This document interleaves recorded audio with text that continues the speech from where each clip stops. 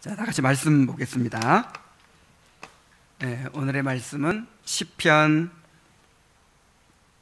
12편입니다.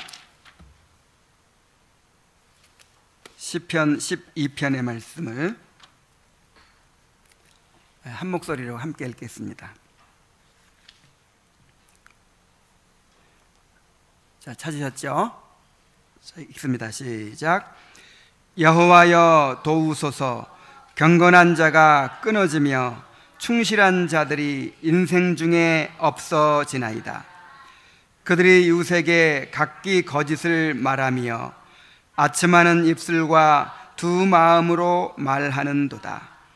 여호와께서 모든 아첨하는 입술과 자랑하는 혀를 끊으시리니 그들이 말하기를 우리의 혀가 이기리라.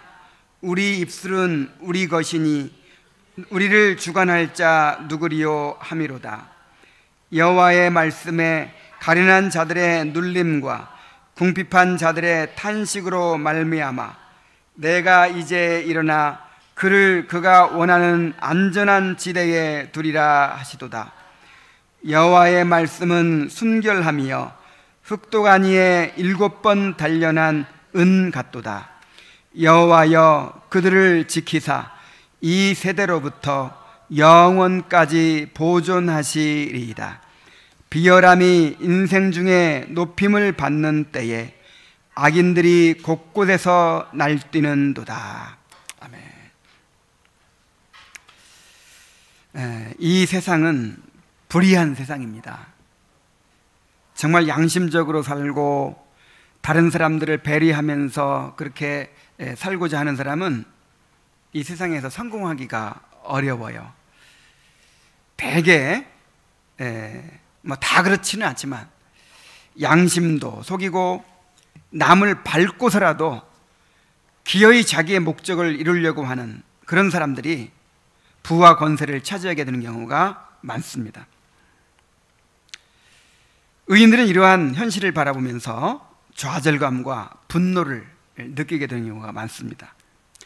그런데 이러한 일들이 심지어 하나님의 교회 안에서도 일어나는 것을 봅니다. 정직하게 하나님의 말씀을 따라 행하고자 하는 사람들은 어려움을 당하고 또 자리에서 밀려납니다. 그러나 온갖 인간적인 방법으로 시류를 따라서 행하는 사람들이 소위 성공을 누리고 사람들의 인정을 받고 또 부와 권세를 차지하고 오히려 의인들을 핍박하는 경우가 많습니다. 어디를 둘러봐도 경건하고 진실한 사람들을 발견하기 어려운 상황에 있을 때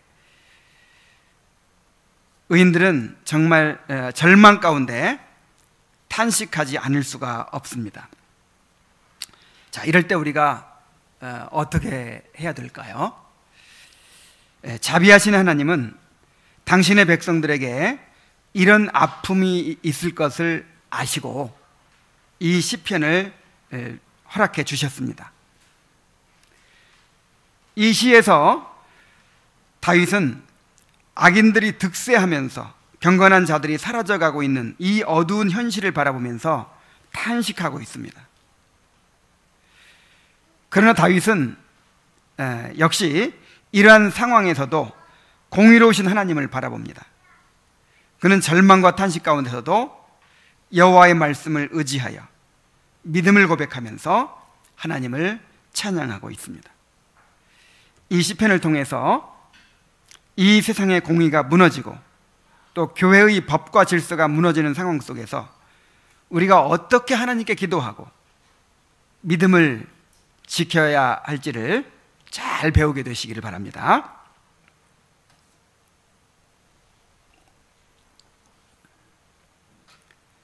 1절부터 2절까지 해서 다윗은 하나님 앞에서 탄식하며 간구하고 있습니다. 1절을 같이 한번 읽습니다. 시작. 여호와여 도우소서. 경건한 자가 끊어지며 충실한 자들이 인생 중에 없어지나이다. 자, 여기 여호와여 도우소서 하는 말은 여호와여 구원하소서라고도 번역될 수 있습니다.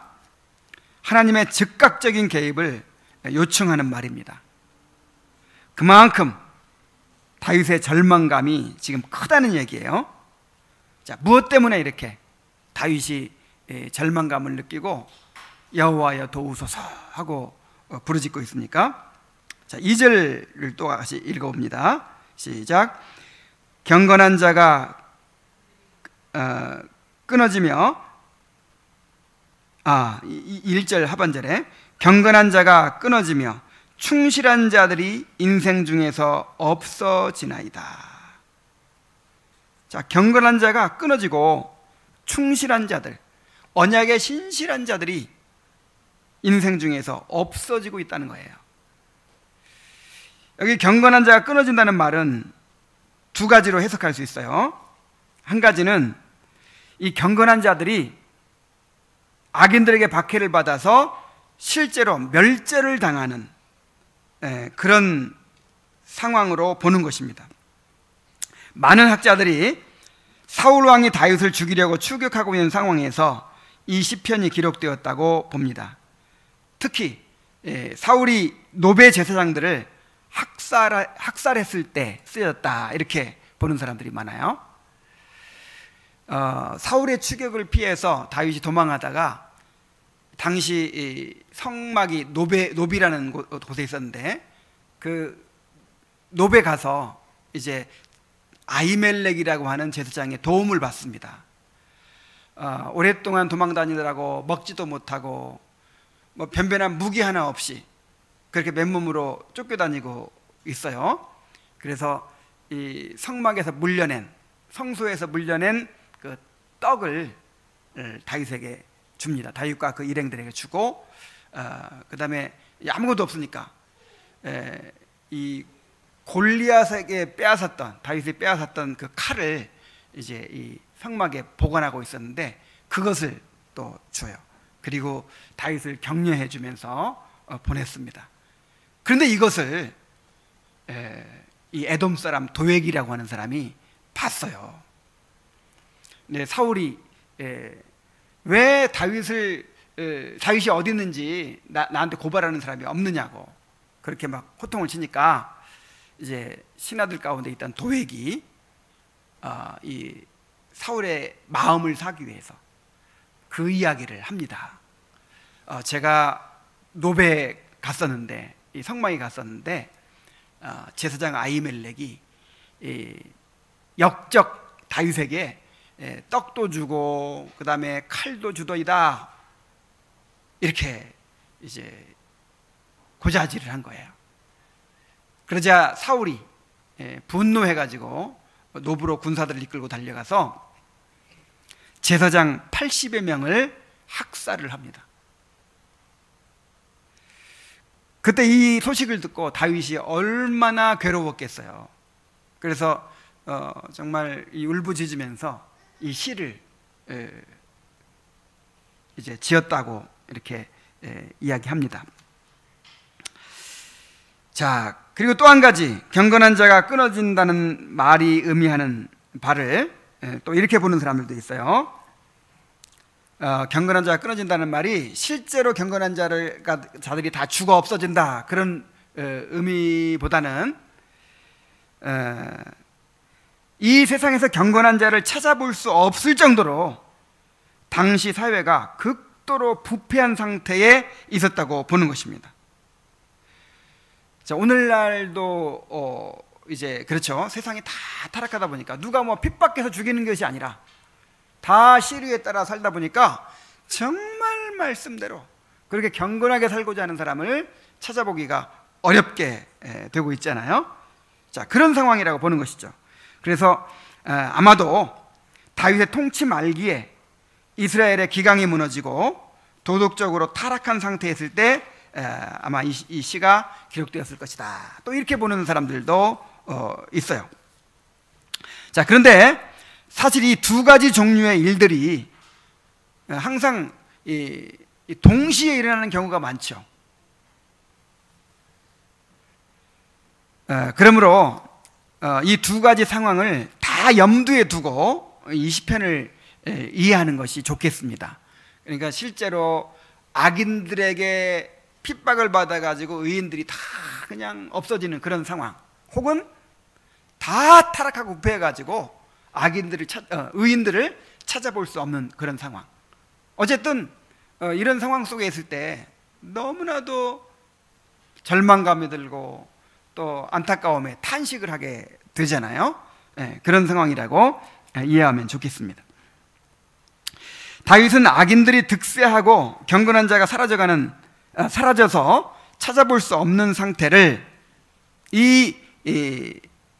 그야말로 암울한 상황을 사람들의 말을 통해서 표현하고 있습니다. 2절 말씀 한번 읽어봅시다. 시작. 그들이 이웃에게 각기 거짓을 말하며 아첨하는 입술과 두 마음으로 말하는 도다. 이 세상이 타락하게 될 때 이제 여러 가지 모습으로 표현될 수 있는데, 특히 사람들의 말로서 표현이 돼요. 말. 여러분, 우리 신앙이 타락하게 되면요, 우리 신앙도 좀 영적으로 이렇게 이제 좀 부패하게 되면 어떻게 돼요? 뭐가 달라져요? 말이 달라지죠. 말이. 영적으로 살아있으면요, 뭔가 그냥 핵심을 찌르는 말을 하고요, 뭔가 정말 이 말이 살아있어요. 근데 영적으로 흐릿해지면 그냥 무슨 말을 하는지도 모르겠고, 그냥 나도 모르고 상대방도 몰라. 막 그렇게 되잖아요. 그리고 이제 더 막 온갖 세상에 대한 욕망과 그런 것으로 가득 차게 되고, 또 마음이 교만해져 있으면요, 말 자체가 막 거칠어지고 뭐 그냥 이렇게 세상을 추구하는 말을 막 하게 되죠. 그래서 이제 말로써 이 부패한 타락상을, 세상의 타락상을 표현하는 것입니다. 첫째로, 그들이 이웃에게 각기 거짓을 말한다 그랬어요. 사람들이 진실을 말하는 것이 아니라 자기의 이익을 위해서, 그리고 남을 해치기 위해서 거짓말을 하여서 서로 속인다는 것입니다. 사실을 과장하거나 꾸며서 의인들을 모함하고 고소한다는 것입니다. 여러분, 거짓말이라고 할 때 여러분, 명백한 거짓말은 사실 별로 없어요. 꼬투리가 하나 있어요. 그 근거가 되는 거, 그거 하나를, 꼬투리 하나를 잡아가지고 이걸 부풀리고 왜곡해가지고 자기는 사실을 말한다고 하는 거예요. 그래서 거짓말하는 사람들이 다 사실을 말한다고 합니다. 나는 진실을 말한다, 없는 일을 말하지 않는다, 다 이렇게 해요. 오늘날 언론이나 정치인들이 보이는 행태가 바로 이것입니다. 사실 그대로를 전하고 자신의 목적을 위해 사실 그대로를 객관적으로 전하지 않고 자신의 목적을 이루기 위해서 왜곡해서 전합니다. 가공해서 전합니다. 그냥 전체의 맥락을 다 전하지 않고 자기가 인용하고 싶은 것만 딱 잘라가지고 인용하고 그러죠. 특히 요즘 유행하는 유튜브 방송들의 그 악랄한 왜곡 보도를 보십시오. 그리고 그것을 고지고 때로 믿고 사실을 그대로 전달하는 사람들을 보세요. 이 체육관에 가서 운동을 하다 보면 그 노인들이 자전거 타면서 서로 옆에 사람한테 얘기해요. 정말 말도 안 되는 이야기를 막 해요. 방송에 이거 안 나오는 얘기인데, 뭐 유튜브에 나오는 얘기인데 하면서 정말 말도 안 되는 얘기를 옆에서 하면 아이고 그러냐고 철석같이 그렇게 믿어요. 말도 안 되는 얘기를. 정말 탄식이 절로 나옵니다. 탄식이. 더구나 교회 지도자들이 이런 행태를 보일 때 절망감을 느끼지 않을 수가 없어요. 요즘 그 전모 목사를 비롯한 기독교계 원로들이 이런 행태를 보이고 있어요. 정말 사실을 왜곡하고 함부로 비판하고 또 이단으로 정죄하는 일들도 많아요.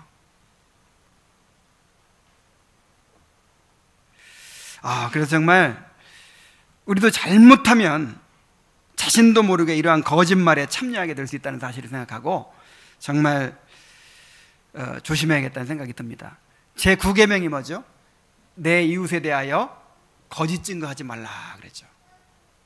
정말 오늘날 우리가 정말 조심을 해야 될 것 같아요. 자, 첫 번째 그 타락의 증거가 뭐라고요? 이웃에 각기 거짓을 말한다. 거짓을 말해. 거짓이 흉행해요. 자, 두 번째로는 아첨하는 입술로 말한다고 합니다. 사람들은 힘을 가진 사람들에게 호의를 얻기 위해서 입에 발린 말로 그렇게 이제 마음을 기쁘게 하죠. 옛날에는 왕이나 통치자들에게 아첨을 했는데 지금은 민주화 시대이기 때문에 누구한테 아첨을 해요? 이 대중들에게 아첨을 해요. 사람들이 듣기에 좋은 말을 하는 것입니다. 정치인들이나 언론이나 유튜브 방송들이 결국 대중의 마음을 얻어야 하기 때문에 대중이 듣고 싶어하는 말들을 끊임없이 쏟아내고 있어요. 그건 대중이라고 하는 것이, 여러분, 대중은 이 도덕적일 수가 없어요.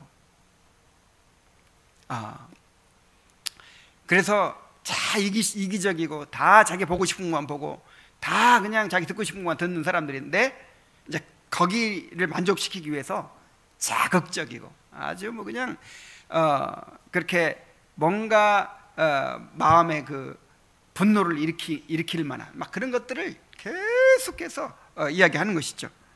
달콤한 이야기들을 계속하는 것이죠. 심지어 교회에서도 사람들의 마음을 얻기 위해서 진리를 바르게 선포하지 않고 사람들의 귀에 즐거운 이야기들, 사람들의 마음을 만족시키는 그런 가르침들을 선포하고 있어요. 우리가 이렇게 아첨하는 자들이 되지 않도록 해야 합니다. 하나님은 아첨하는 자들을 다 멸하실 것입니다. 자, 그리고 세 번째로는 그들은 두 마음으로 말한다 그랬어요. 두 마음이 뭡니까? 겉과 속이 다른 이중적인 태도를 가리킵니다. 자, 겉으로는 의의를 추구하는 것처럼, 겉으로는 상대방을 위하는 것처럼 그렇게 말을 하죠. 그런데 속으로는 자기 유익을 구하고 또 상대방을 이용하려는 마음밖에 없어요. 이렇게 두 마음으로 하는 말은 하나님 앞에 가증스러운 것입니다. 우리의 말은 항상 정직하고 진실해야 돼요. 세상에는 이렇게 거짓을 말하고 아첨하는 말을 하고 두 마음을 가지고 말하는 사람들로 가득 차 있습니다. 정말 진실하게 말하고 정직하게 말하고 순수한 마음으로 말하는 사람들을 찾아보기가 어렵습니다. 이러한 때에 우리가 어떻게 해야 하겠습니까? 자, 시인은 하나님의 공의로운 심판과 구원을 바라봅니다. 여호와께서 모든 아첨하는 입술과 자랑하는 혀를 끊으실 것이라고 말합니다. 우리 3절 말씀 다 같이 읽어봅니다. 자, 시작. 여호와께서 모든 아첨하는 입술과 자랑하는 혀를 끊으시리니. 예, 끊으신다는 말은 심판하시고 멸하신다, 그런 뜻이에요. 하나님께서 정말 분노하고 계십니다. 미워하고 계시고요, 분노하고 계세요. 그 거짓말들 우리가 들어도 그냥 분노가 일어나는데, 거룩하신 하나님이 그 말들을 들을 때 얼마나 분노하시겠어요. 그래서 그 거짓말들, 아첨하는 말들, 두 마음을 품고 하는 말들, 그런 말들을 계속해서 하나님이 들으시면서 분노하고 계십니다. 그리고 심판을 준비하고 계십니다. 지난 시편에서도 말했듯이 악인들의 근본적인 문제는 그들의 교만함에 있습니다. 사람이 교만해지면 가장 먼저 그들의 말에서 드러나요. 4절 말씀 봅니다. 같이 읽습니다. 시작. 저희가 말하기를 우리의 혀가 이기리라. 우리 입술은 우리의 것이니 우리를 주관할 자 누구리요. 말로 그냥, 이야, 그 정치인들 보세요. 그냥 말로 사람을 막 그렇게 요리를 하죠. 말로. 그러니까 아무나 정치하는 게 아니에요. 그 옛날에 그 뭐 DJ니 YS니 뭐 이런 사람들 가신들이 막 있잖아요. 그 대학 나오고 학위 받고 막 이런 쟁쟁한 사람들이 다 그 사람 이렇게 부하들이 돼가지고 평생을 충성하잖아요. 근데 그거 아무나 하는 게 아니에요. 그 사람한테 가가지고 딱 1시간 얘기하면 그냥 마음이 쏙 빠져버린대요. 그렇게 뭔가 이렇게 말로 사람을 탁 끄는 그런 힘이 있다는 거예요. 그 사람들은 뭐 연설하고 말하고 사람을 설득하고 그냥 무슨 뭐 협상을 하고 회담을 하고 이 말 가지고 그냥 이렇게 자기 목적을 이루는 사람들이잖아요. 그래서 마음속에 어떤 마음이 있냐면 여기 뭐라고 그랬어요? 우리의 혀가 이기리라. 뭐가 이기리라? 우리의 혀가 이기리라. 말로 그냥 사람을 다 죽이고 살리고 그냥 다 말로 사람을 다 이용해 먹는 거예요. 우리 입술은 우리의 것이니 우리를 주관할 자 누구리요? 그들은 자신들이 마음먹은 대로 자신들이 말한 대로 다 이룰 것이라고 자신하고 있습니다. 그들에게는 하나님을 두려워함이 없습니다. 아무도 자신들이 이루고자 하는 목적을 가로막을 자가 없다고 그렇게 자고합니다. 자, 그런데 하나님께서 이렇게 교만한 자들을 절대로 내버려 두시지 않는다는 사실을 기억해야 합니다. 이 교만죄가 무슨 죄예요? 하나님을 대적하는 죄입니다. 이 교만이라고 하는 것은 내가 스스로 하나님 자리에 올라가지고 하나님과 겨루겠다, 이게 교만이에요. 그래서 교만한 자들을 하나님이 대적하신다 그랬어요. 교만한 자는 절대로 그대로 두지 않으십니다. 심지어 불신자들도요, 교만한 자는 하나님이 심판하세요. 헤롯 왕이 막 사람들이 이것은 하나님의 소리가 사람의 소리가 아니라 신의 소리라고 막 하니까 어떻게 했어요? 하나님께 저주를 하셔가지고 충이 먹어 죽었잖아요. 이 세상에서도 자기를 지나치게 막 신격화하고 높이는 사람들은요, 하나님 반드시 치십니다. 교만죄가 그렇게 무서운 죄예요.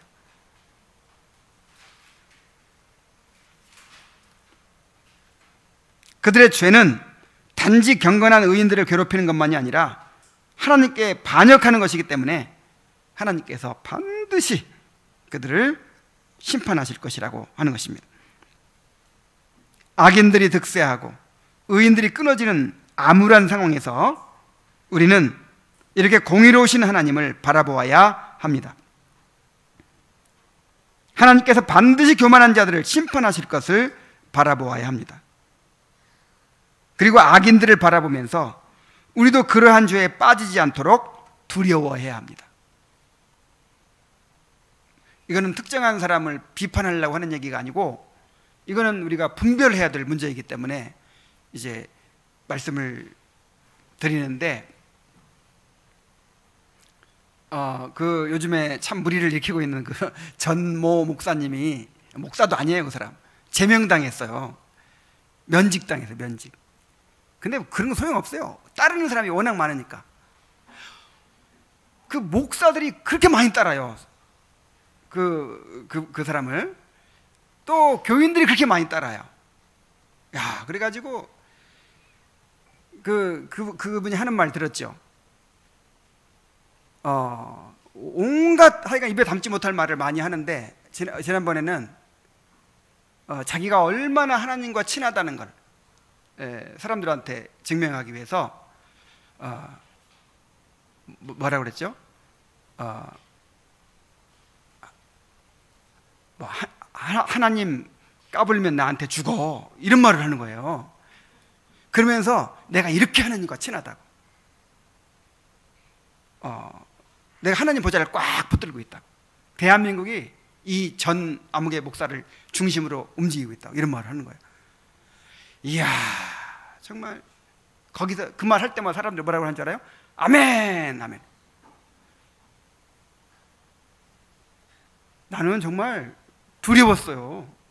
나 그 사람도 하나님께서 정말 어떻게 심판하실지 모르겠고, 거기서 아멘 하면서 그 사람을 따르고 있는 그 목사들, 그 교인들을, 야, 정말 너무 두렵더라고요.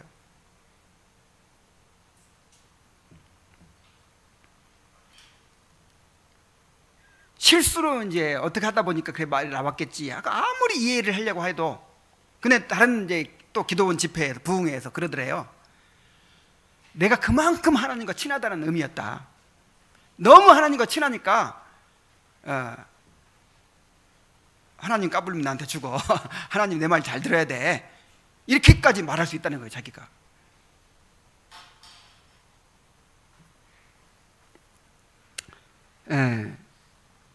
여러분, 자, 이런 모습들을 보면서 우리가 뭘 생각해야 한다고요? 하나님의 두려운 심판을 생각해야 돼요. 바라봐야 돼요. 공의의 하나님이세요. 정말 거룩하신 하나님이세요.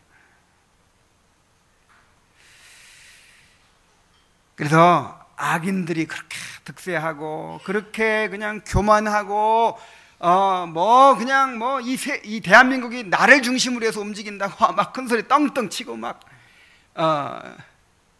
근데 그 사람도 그렇게 따르는 사람이 많아. 이런 걸 보면서 야, 정말 탄식이 나오죠. 근데 그 탄식하면서 그냥 있을 게 아니라 어떻게 하라고요? 심판하시는 하나님, 공의로운 하나님을 우리가 바라봐야 한다고요. 자, 그러면서 동시에 악인을 심판하실 뿐만 아니라 의인을 돌보시는 하나님을 또한 다윗은 바라봅니다. 5절 말씀 다 같이 읽습니다. 자, 시작. 여호와의 말씀에 가련한 자들의 눌림과 궁핍한 자들의 탄식으로 말미암아 내가 이제 일어나 그가 원하는 안전한 지대에 두리라 하시도다. 자, 여호와의 말씀에라고 한 것은 하나님께서 친히 선지자들을 통하여 자신에게 말씀해 주셨음을 나타냅니다. 하나님이 다윗의 기도에 응답하시고 선지자를 통해서 다윗에게 말씀해 주신 것이죠. 다윗은 여기서 교만하고 폭력적인 악인들의 말과 공의로우시고 사랑이 가득한 여호와의 말씀을 의도적으로 대조하고 있습니다. 자, 여러분, 이 악인들의 거짓된 말들 늘 듣고 살죠. 그 다음에 아첨하는 말들을 우리가 듣고 살죠. 그 다음에 두 마음으로 하는 말들을 늘 듣고 살죠. 이런 세상의 메시지를 늘 들으면서 우리 영혼이 어떻게 돼요? 그냥 힘을 잃고 그냥 낙심하고 좌절하고 그냥 아이고 이놈의 세상 해가면서, 자, 이러고만 있으면 어떻게 돼요? 우리 영혼이 죽어요. 근데 그런 세상의 메시지만 듣지 말고 어떻게 해야 돼요? 다윗처럼 하나님의 음성을 들어야 돼. 하나님의 음성. 살리는 것은 영이라고 했는데 내가 너에게 이른 그 말이 영이요 생명이라 그랬어요. 우리 영혼을 살리는 것은 하나님의 말씀입니다. 그래서 무슨 정의의 사도라고 그냥 맨날 그런 정치면 보고 막 세상이 뭐 어떻게 악하게 돌아가는가 그거 보면서 그냥 욕하고 분노하고 그러면서 자기 영혼도 같이 죽어요. 그리고 같이 닮아가요. 그러지 말고 우리는 누구의 말씀을 들어야 돼요? 하나님의 말씀을 들어야 돼요. 하나님의 말씀.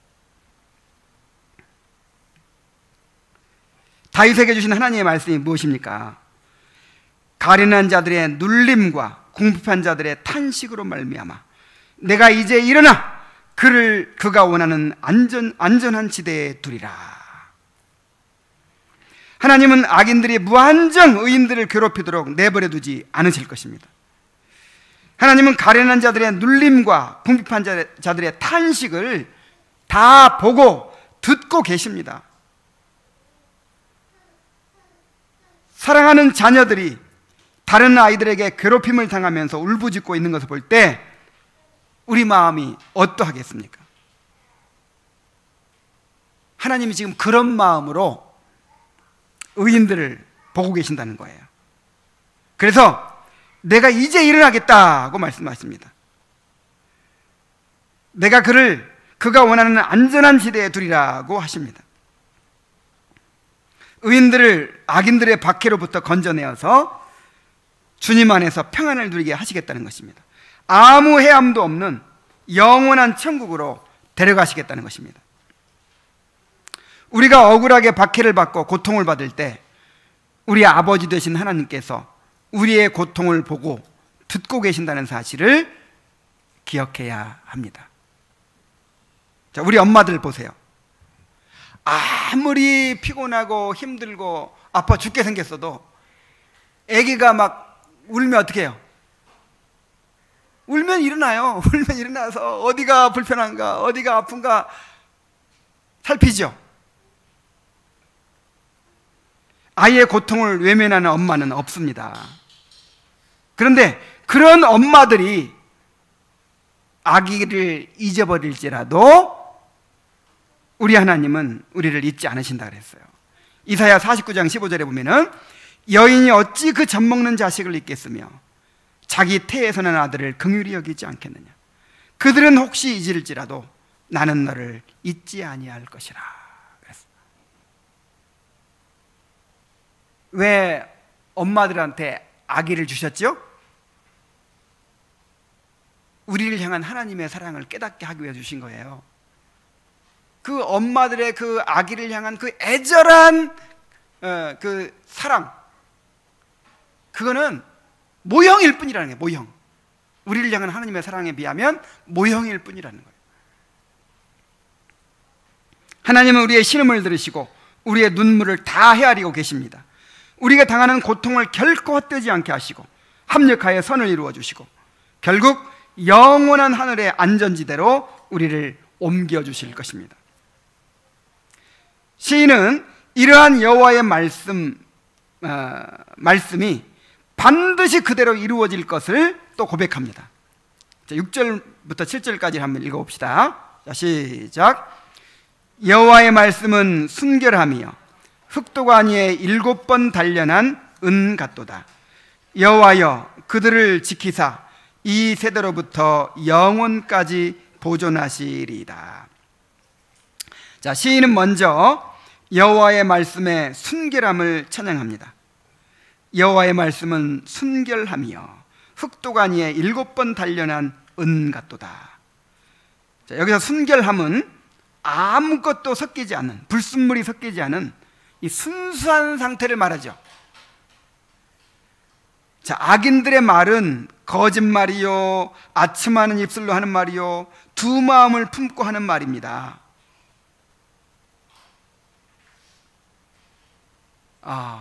그래서 사람들이 말을 들으면 이게 몇 프로나 순수할까?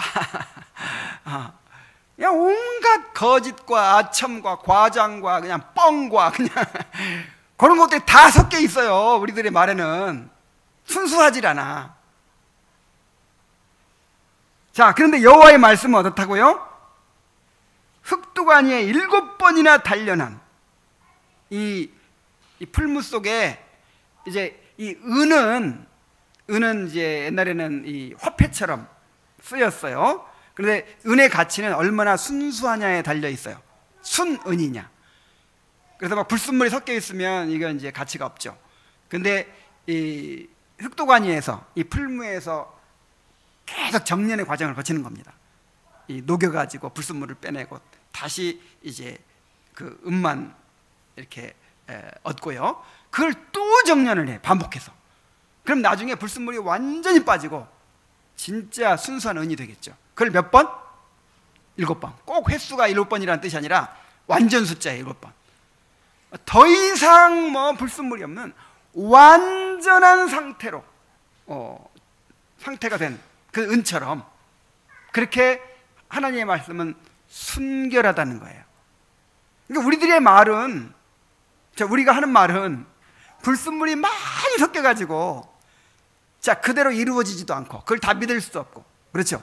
근데 하나님의 말씀은 흑도가니에 7번 단련한 은처럼 완전 무결하기 때문에 말씀하신 그대로 이루어진단 말이에요. 하나님의 말씀은 그냥 그 말씀에 우리 생명을 걸고 살아도 된다 이 말이에요. 빛이 있으라 하면 어떻게 돼요? 빛이 있는 거예요.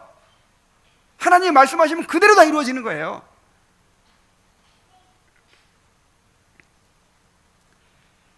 그러므로 하나님께서 주신 말씀대로 그들을 지키사 이 세대로부터 영원까지 보존하실 것이라고 고백합니다. 사람들은 서로 거짓말을 하고 아첨하는 입술로 말하고 두 마음을 품고 말하고 자신들의 능력을 자랑하지만 시인은 그런 가운데서 조용히 다른 음성에 귀를 기울이고 있습니다. 그것은 바로 하나님의 말씀이었습니다. 그는 절망과 탄식 가운데서 하나님의 말씀에 귀를 기울이면서 믿음을 고백하고 하나님을 찬양하고 있습니다. 그래서 우리의 소망은 하나님께 있어요. 하나님의 말씀에 있어요. 그러면 우리가 불의한 세상을 바라보고 불완전한 교회의 모습을 바라보면서 마음이 무너질 때마다 하나님을 바라보아야 합니다. 하나님의 약속을 붙들어야 합니다. 우리의 고민과 괴로움이 절망과 탄식으로 끝나게 되지 않도록 해야 합니다.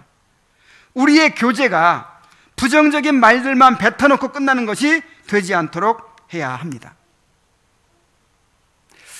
저는 이 시편을 통해서 또 한 가지를 정말 그렇게 해야 되겠다 하고 확실하게 깨달았어요. 늘 이제 아는 것이지만, 우리가 다 아는 것이지만, 분을 내어도 죄를 짓지 말고 해가 지도록 분을 품지 말라, 이런 말씀이 있죠. 이게 무슨 말씀이에요? 이게 우리가 분을 내고 싸웠다가도 그것이 해를 넘기지 않도록, 그러니까 하루를 넘기지 않도록 하라 이 말이에요. 싸웠다가도 화해하고 다시 이렇게 평화로운 마음으로 잠들도록 해라. 그냥 꼭 하루 그 시간 제한을 한다기보다 오래 가지 않도록 해라 이 말이죠. 금방 회복하라는 말이죠. 자, 그래서 이 말씀은 모든 부정적인 감정에 다 해당된다고 볼 수 있어요. 우리가 불의한 일들을 바라보고 분노와 절망과 탄식에 빠질 수 있지만 계속해서 그런 마음으로 있어서는 안 되는 거예요. 우리가 어려운 일들을 만나고 염려에 빠질 수 있죠. 근심에 빠질 수 있죠. 근데 계속해서 그런 마음으로 있으면 돼요, 안 돼요? 안 돼요. 해가 지도록 분은 품지 않아야 되는 것처럼 해가 지도록 염려에 빠져서는 안 돼요. 그 염려에 빠진 채 잠들어서는 안 돼요. 염려에 빠졌으면 어떻게 해야 돼요? 염려가 왔으면 그것을 하느님 앞에 아뢰고 모든 지각에 뛰어난 하나님의 평강이 마음을 지키는 상태로 잠들어야 돼요. 우리가 서로 교제할 때 이래서 문제야, 저래서 문제야, 이것 때문에 어려워, 끝, 안녕. 그럼 어떻게 돼요? 아이고 그런 교제는 정말 너무 정말 어려워. 차라리 기도라도 하고 끝내세요. 기도라도. 우리가 모든 문제를 내놓았으면 그럼 우리 이 문제들 가지고 우리 기도합시다. 기도라도 하고 끝내세요. 그런 문제가 나왔으면 항상 거기에 해결책이 있는 거예요. 하나님의 말씀이 주어져 있는 거예요. 약속이 주어져 있는 거예요.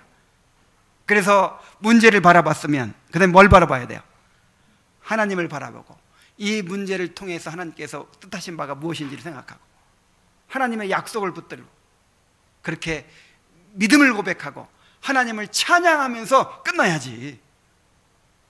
막 기계적으로 막 항상 그렇게 하라는 것이 아니고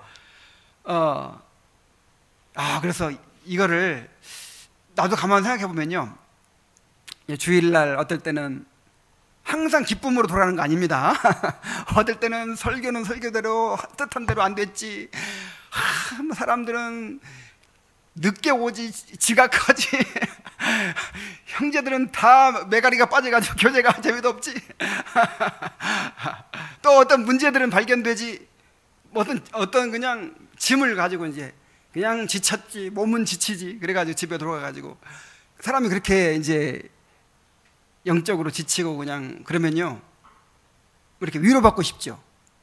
그래가지고 그냥 인터넷, 유튜브 이거 들어보고 저거 들어보고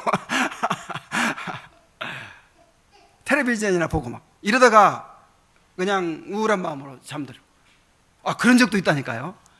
절대 이래서는 안 되겠구나. 이게 믿음이 아니구나. 자, 왜 그래서는 안 되죠? 우리에게는 하나님이 계시잖아요. 하나님이 계시잖아요. 야, 세상이 참 문제야. 이래서 문제야, 저래서 문제야. 아이고, 이거 정말 길이 없어. 그리고 나서 그냥 끝나버리면 이건 불신자예요, 불신자. 아니, 살아계신 하나님이 계시는데, 하나님에게 모든 길이 다 있는데, 약속이 있는데, 하나님을 바라봐야죠. 시편은 그래서 보면 다 하나님을 바라보고 끝나요. 시편을 통해서 우리가 그걸 배우는 거예요, 그거를.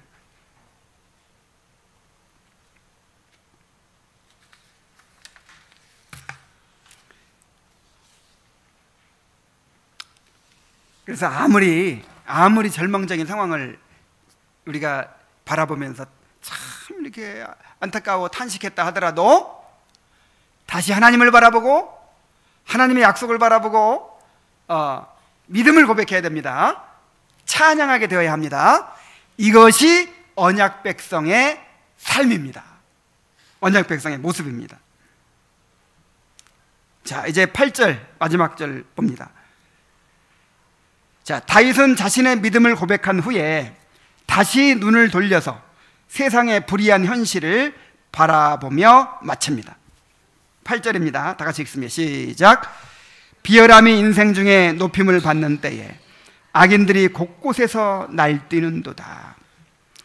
여기서 비열함이라는 말은 한마디로 더럽고 추한 것들을 가리킵니다.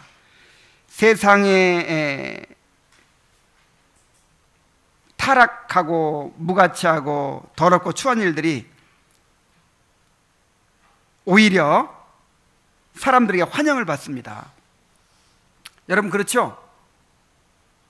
정말 너무 참 이 비열한 일들이 오히려 미덕이 되고 있어요.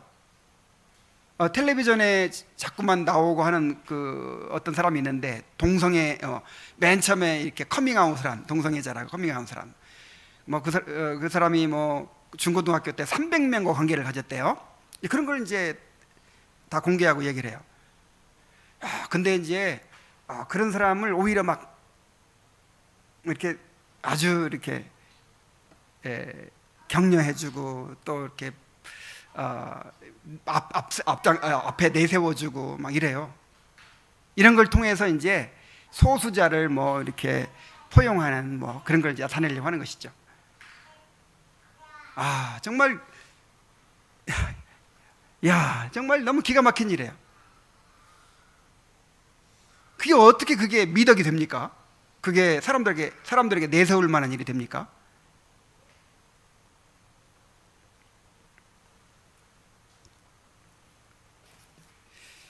자, 비열함이 인생 중에 높임을 받는 때, 지금 이 비열함이 인생 중에 높임을 받고 있어요. 자, 그러다 보니까 악인들이 곳곳에서 날뛰고 있어요. 자, 다윗은 기도하고 나서 하나님께 대한 믿음을 고백하고 찬양하고 나서 다시 이러한 현실에 눈을 돌리고 있어요. 이는 1절에서 경건한 자가 끊어지고 충실한 자가 없어지는 현실에 대하여 탄식했던 것과 동일한 현실 인식입니다. 다윗은 경건한 자들이 사라져 보이지 않게 되는 불의한 현실로 인해서 절망하고 탄식했지만, 공의로우신 하나님을 바라보면서 결국에는 악인들이 심판을 받게 되고 가련하고 눌린 자들이 하나님의 돌보심을 받게 될 것임을 고백하며 하나님을 찬양했습니다. 자, 보통 다른 탄원시들은 이렇게 끝나요. 그런데 이 시편은 하나님을 찬양하고 나서 다시 절망적인 현실을 바라보면서 끝난단 말이에요. 자, 이것은 시인이 믿음을 잃고 다시 절망에 빠진 것이 아니고 이 세상의 불의한 현실을 직시하는 것입니다. 다시 말하면 어차피 이 세상은 악인이 득세하고 의인들이 고난받는 일이 계속될 것인데, 이러한 세상을 믿음으로 견뎌내겠다는 각오가 이제 암시되어 있는 것이죠. 자, 무슨 의미인지 아시겠죠? 하나님 찬양해놓고 다시 믿음을 잃고 이렇게 절망에 빠진 게 아니고, 그래도 이 세상은 변해요, 안 변해요? 안 변해요. 하나님께서 우리의 마음과 생각을 하나님의 평강으로, 모든 지각에 뛰어난 하나님의 평강으로 지켜주시는 것이지, 이 세상은 여전히 악하고 악인들이 득세하고 비열한 일들이 높임받는 그런 세상이 될 수밖에 없어요. 이런 현실을 직시하고 이제 이러한 믿음으로 살아가겠다라고 하는 이제 그러한 각오가 포함되어 있는 것이죠. 자, 우리는 이 시편을 통해서 이러한 불의한 세상에서 믿음으로 살아가는 법을 배워야 합니다. 우리는 이 세상에 대한 바른 안목을 가져야 합니다. 이 세상은 불의한 세상입니다. 이 세상에서 완전한 정의를 기대할 수 없어요. 이 땅의 교회도 완전할 수 없습니다. 여러분, 우리가 정말 바른 개혁교회를 세워가고자 하는데 절대로 이상주의에 빠져서는 안 돼요. 이 불의와 타협하는 것보다 더 무서운 것이요, 이상주의에 빠지는 거예요. 완전한 교회를 요구하는 거예요. 완전한 목사, 완전한 장로, 완전한 집사, 완전한 예배, 뭐 이런 걸 추구하면서 거의 조금만 어긋나도 팍 비판하고 그냥 뭐 잘못했다고 막 내치고, 이게 더 큰 해악을 끼쳐요. 여러분, 이 교회는 주님 오시는 날까지 불완전할 것입니다. 뭐 교회 역사를 보세요. 뭐 칼빈의 시대는 완전했나요? 어느 시대도 완전한 교회는 없어요. 초대교회? 고린도 교회 보세요. 고린도 교회. 그래서 우리가 현실을 직시해야 돼요. 우리가 완전을 추구하지만 그러나 이 땅에 완전한 교회는 없어요. 우리가 천국에 들어가는 날까지 교회는 끊임없이 문제를 가지고 있을 것입니다. 그러므로 우리는 오직 하나님께 소망을 두고 살아가야 합니다. 하나님의 공의로운 심판과 구원을 바라보아야 합니다. 하나님께서 악인들을 끊으실 것입니다. 하나님께서 의인들을 보존하시고 영원한 천국으로 인도하실 것입니다. 하나님의 약속은 흑두가니에 7번 단련한 은같이 순전하여 조금도 어그러짐 없이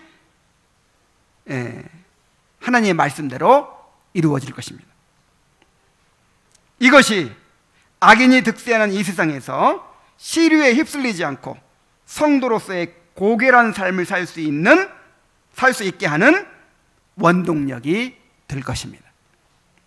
기도하겠습니다. 하나님 아버지, 오늘도 또 하나의 기도를 우리에게 가르쳐 주심을 감사드립니다.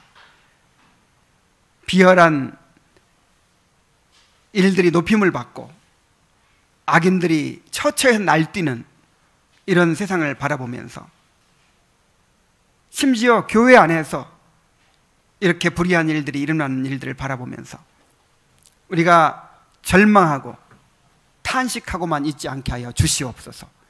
눈을 들어서 하나님을 바라보게 하시고 하나님의 흑두가니에 7번 단련한 은같은 순결한 말씀을, 그 약속의 말씀을 바라보게 하여 주시옵소서.